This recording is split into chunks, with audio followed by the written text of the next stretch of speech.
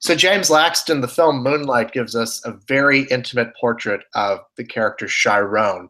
Your cinematography did a good deal of putting us into the perspective of this character. Can you explain a little bit how you did that? Yeah, I think we sort of attempted to create a very immersive experience in a number of ways. For example, there's a few occasions in which the characters even look into the lens, sort of breaking that fourth wall, and that was with the intention of providing sort of a subjective perspective, one that's very sort of first person and not so omniscient, for example. And so we did that with camera movement, sort of the way in which we move the camera. I guess the most specific example is like what I said, sort of when the characters even look directly into the lens. But yeah, all of that was with the intention of creating an experience for the audience that hopefully, has a very strong emotional value, and one that kind of gives the audience the perspective that, hopefully they feel, ingrained into what the character Chiron is experiencing on a day-to-day basis. Right, and of course the title is Moonlight, and you use color in a very interesting way in this film. Can you talk a little bit about the way that you used color? Sure, yeah. I mean, I think the movie generally has a bit of a bold or a stronger visual voice, and one of the ways we do that is with color, and in terms of what even lighting, gels and things like that provide the light in different scenes to sort of come across as either blue or sometimes pink or sometimes green, or and oftentimes that sort of sodium vapor quality of what nighttime exteriors on the street sort of feel like. And yeah, we intend to sort of enhance those at times for sort of emotional impact, and make those things feel, very, I hope anyway, strong in terms of their emotional value. It certainly does. Now, working with Barry Jenkins, you had worked with him before on his previous movie, which I think was also your first movie as a cinematographer, Medicine for Melancholy. Yeah. So you guys go back a ways. What is that collaboration like? And I guess, Medicine for Melancholy was like a $15,000 budget, if I remember correctly, and this is 1.8, I believe. So a lot more than 15,000, but still a lower budget for Hollywood standards. What is that collaboration like, and what was it like making the leap from the first film to the second film? It's interesting. So yeah, Barry and I's relationship does date back a long time. The truth is we actually learned how to make movies together in film school. So I shot his film school films and things like that. And so what came about was a great deal of trust and connectiveness in that sort of early years that definitely pay off, 15 years later when we're approaching Moonlight. But in terms of sort of what has changed or what we were able to do then versus now, I mean, sure, yeah, we were using, Medicine for Melancholy, for example, was shot on a camera that, I bought on eBay, and the lenses are, I bought it for like, a couple $100. They're old, like, still Nikon lenses from the 70s, 80s. And yeah, we weren't using those same lenses on Moonlight. We're definitely using some things that have a different sort of scale and scope to them. But in terms of how we think about, the visual language and what our process is like, on some level, not much has changed, or at least not much I can think of. We're also friends even outside of filmmaking. We hang out on a weekly basis, whether we're making a movie or not. And so, on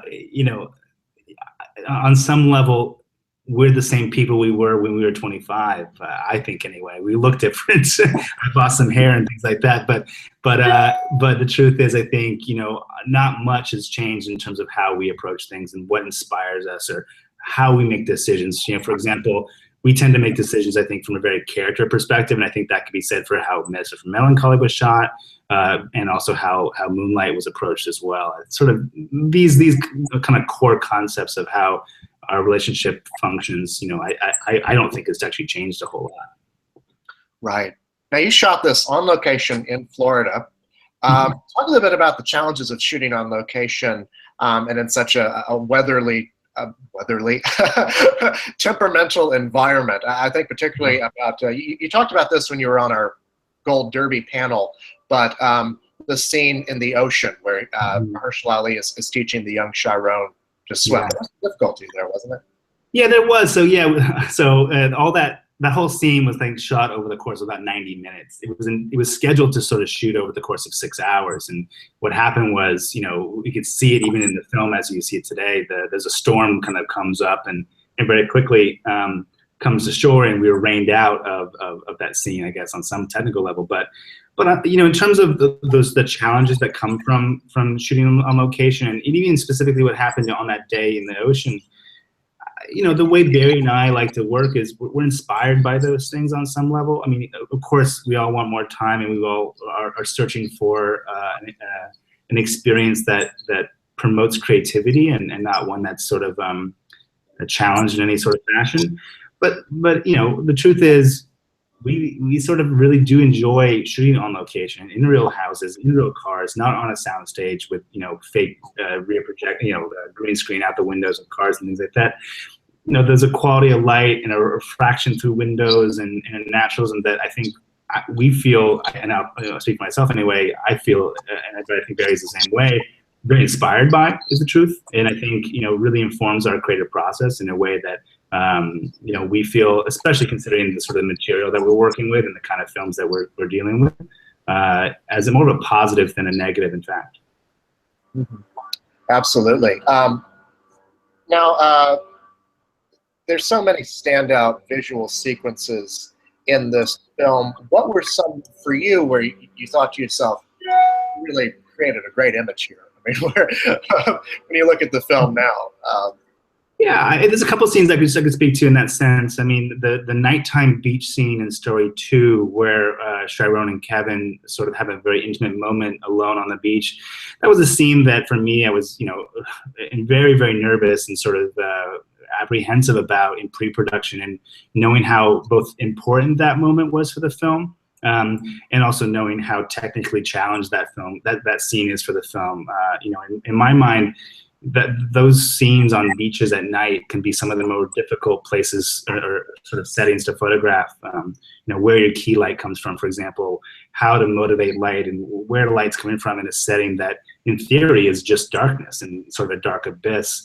But then also to kind of create a little bit of a tension and a romance and a quality of tonality that supports what the characters are sort of going through and that kind of stuff. So that was something that, you know, in pre-production and in the early stages of production, I was just, you know, at a tense back about. But as we got on the day, and you know, I saw how the light was reacting to their faces, and in the tones and the sort of the quality of what we were doing in terms of even how we moved the camera around them at times. Something I'm very proud of. I think we sort of captured what I think and I hope is you know, a very, you know, beautiful, strong moment for the film.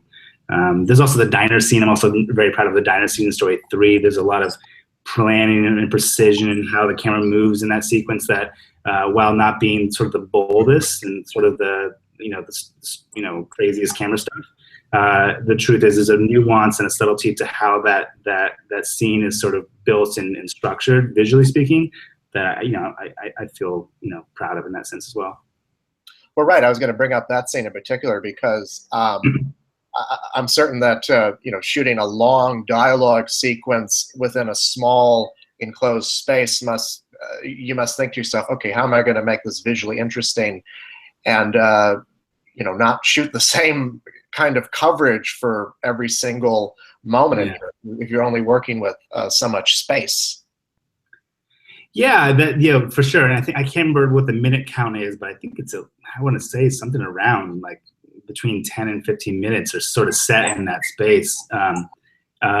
Sure. Yeah, that was a conversation Barry and I had, was to how to sort of visually keep the audience's attention and not be too repetitive, and to sort of build as well within that scene. You know, as that scene's progressing, there's definitely a certain tension, and that tension is also obviously in the screenplay that Barry wrote, which is fantastic. And in terms of how the actors are performing that scene, it's also embedded in there. But we wanted to sort of reinforce that visually. And, you know, for example, at the beginning of that scene, there's a very sort of choreographed dolly shot that kind of moves around the characters as he's coming into the diner for the first time, and we end that scene with these sort of like very telephoto zooms that move into the characters' faces, and at the end we're sort of this tight, and all that sort of structural planning that we had in pre-production, I would say paid off for us in the end when we got on set. I think about the last two shots of the movie, which are so beautiful and evocative. I don't want to give them away, but for anyone who hasn't seen the movie, but I guess, can you talk about the importance of a good final image for a movie? Yeah, sure. I mean, it's what you leave the theater thinking about, right? You got to end the film well.